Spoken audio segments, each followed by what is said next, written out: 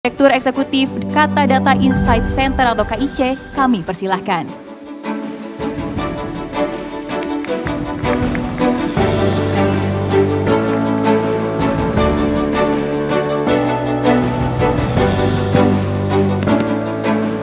Assalamualaikum warahmatullahi wabarakatuh. Selamat pagi, salam sejahtera Bapak dan Ibu sekalian. Perkenalkan, saya Rido, Direktur Eksekutif Kata Data Insight Center. Kata Data Insight Center atau biasa kita sebut KIC, ini adalah lembaga riset, analitik, dan advisory dari Kata Data. Nah, kita selama 2-3 bulan ke belakang telah membuat suatu riset independen terkait dengan upaya penanganan judi online, termasuk juga bagaimana rekomendasi-rekomendasi yang muncul dari situ. Nah, sebelum saya memulai, selama 15 menit ke depan saya akan menjelaskan mengenai hasil temuan dari riset tersebut. Sebelum saya memulai, izinkanlah saya menjelaskan motivasi mengapa kami dari Kata Data atau Kata Data Insight Center melakukan studi ini. Boleh dinyalakan mungkin?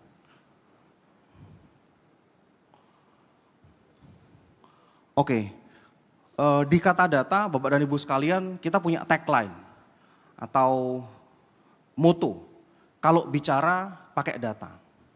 Nah, data berbicara kepada kita bahwa dampak judi online ini sangat masif dan tidak hanya di aspek ekonomi saja. Tentunya Kata Data sebagai media bisnis dan ekonomi harus memiliki sensitivitas terhadap hal-hal yang berpotensi mengganggu perekonomian. Salah satunya adalah judol. Ada satu studi yang dilakukan bahwa judol ini bisa berdampak negatif terhadap PDB sampai dengan 3%. Tapi ternyata lebih daripada sekedar angka, lebih daripada sekedar dampak ekonomi, ada dampak sosial yang tidak kalah besar. Dan ini bisa jadi terjadi tanpa kita sadari di orang-orang sekeliling kita. Kasus perceraian akibat judi, offline maupun online ya, ini diambil datanya dari BPS, ini meningkat tajam di 2024. Pun demikian ada statement dari BNN bahwa 75% pemain game online dan atau judol ini menggunakan narkoba demi menjaga stamina. Jadi ada dampak sosial maupun kesehatan juga yang kita rasakan. Yang mengenaskan, dampak terbesar dari judol ini dirasakan justru oleh masyarakat kecil. Karena apa? Ini kami mengutip data PPATK per 2024 Pak, izin. Nanti mungkin ada data yang lebih recent gitu. 71% dari 9,8 juta orang, ya. 71% dari 9,8 juta orang pemain judol itu adalah mereka yang ternyata berpendapatan 5 juta ke bawah atau ternyata masyarakat kecil. Jadi dampak negatif sosial, kesehatan dan lain sebagainya dari judol ini sangat amat dirasakan oleh the majority of Indonesian people. Nah, ini ada beberapa kasus yang kami ungkap di dalam laporan investigatif kami. Ini apa? PDF-nya mungkin bisa agak di-align-kan ya. Karena disinilah Kata Data meneguhkan niat kami untuk menjadi bagian dari solusi. Dan kami berupaya untuk mengisi ruang publik, ruang diskusi dengan mengadakan atau menginisiasi sebuah riset independen. Riset independen ini diawali dengan sebuah laporan investigatif. Kita tahu bahwa mungkin ada beberapa media lain yang juga melakukan laporan investigatif ya, studi investigatif. Tapi mungkin fokusnya lebih kepada menelusuri jaringan judul sampai ke luar negeri. Kami pengen fokus ke angle yang agak sedikit berbeda, yaitu bagaimana dampaknya tadi. Jadi kami memahami fenomena judul secara lokal, karena ini terjadi di sekitar kita, dan sangat mungkin berimplikasi pada orang-orang di sekitar kita, sehingga kami fokus atau angle daripada studi investigatif kami tersebut lebih kepada level lokal. Siapa pemainnya, siapa yang menjadi korban, apa dampaknya.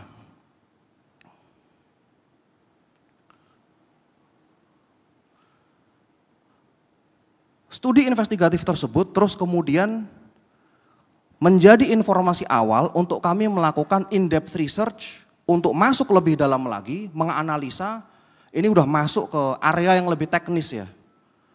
Termasuk juga pola transaksinya, terus kemudian rekomendasi-rekomendasi yang muncul, upaya apa yang bisa kita lakukan.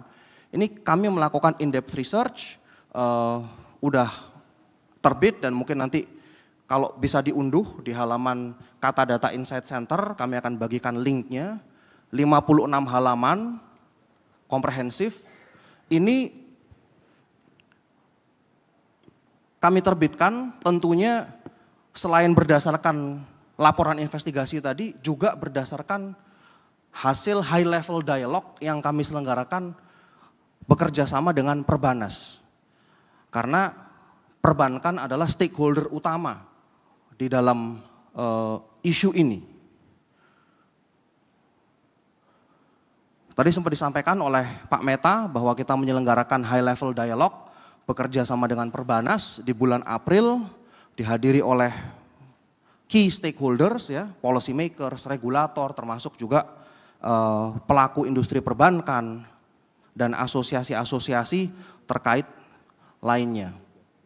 Tujuannya adalah untuk memperoleh input atas hasil penelusuran investigatif dan riset awal kita, juga menyelami pandangan stakeholder atas upaya yang telah dilakukan, tantangan maupun usulan rekomendasi. Salah satu temuan kami yang menarik, selain beberapa faktor enabler judul ya, seperti misalnya judul tadi dikemas seperti game online, terus kemudian adanya kemajuan teknologi yang memungkinkan pembuatan rekening tanpa interaksi fisik, minimnya literasi digital, tadi sempat disinggung oleh Pak Heri Gunadi, terus kemudian iklan judul yang agresif, dan juga ada faktor ekonomi juga. Salah satu yang menarik dan ini muncul berkali-kali di dalam diskusi yang kita selenggarakan maupun interview yang kami lakukan adalah suburnya praktek jual beli rekening. Di mana masyarakat rela menjual rekeningnya demi mendapat uang secara instan. Nah, ini udah berkembang menjadi satu industri ya. Karena ada penadahnya, ada penjualnya gitu kan. Terus kemudian rekening-rekening yang diperjualbelikan tadi ternyata digunakan untuk menampung transaksi untuk judul.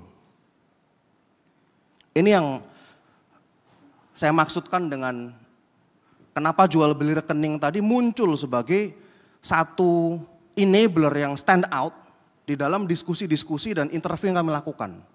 Kami melakukan analisa word cloud ya, dari hasil interview, FGD dan lain sebagainya kami olah, lalu kemudian kami buatkan analisanya. Jual beli rekening muncul sebagai salah satu permasalahan atau isu yang paling sering disebut di dalam metode kualitatif yang kami lakukan.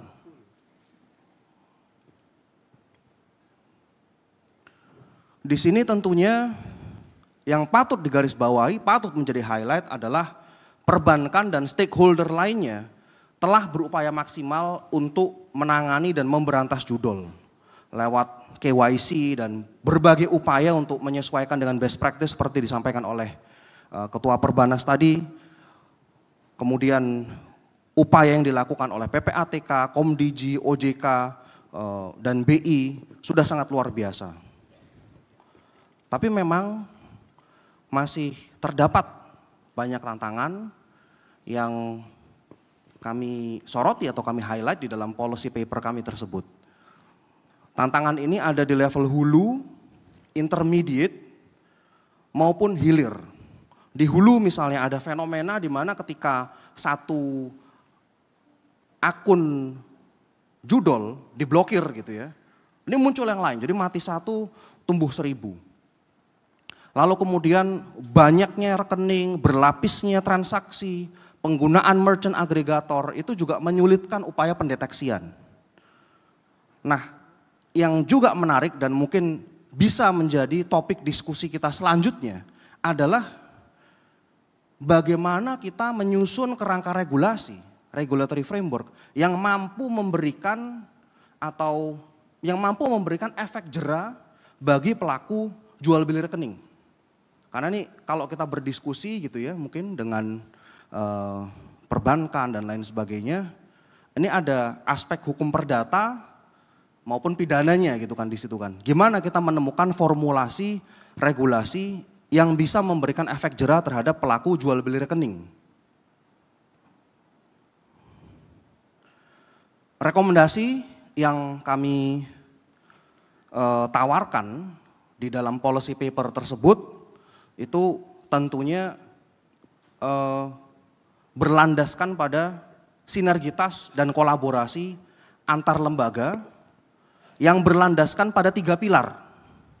Pilar yang pertama seperti disampaikan tadi, kita perlu adanya peningkatan edukasi publik, literasi digital, finansial, dan hukum. Agar masyarakat sebagai korban dari judol ini lebih meningkat awareness-nya. Kemudian perlu adanya kerangka penegakan hukum dan regulasi yang mampu memberikan efek jera terhadap pelaku jual beli rekening dan juga pengadopsian teknologi untuk memperkuat pengawasan terhadap ekosistem judol. Rasa-rasanya kalau political will ya udah tidak perlu diragukan lagi karena kita sudah mendengar statement dari top level leadership bahwa judol harus diberantas.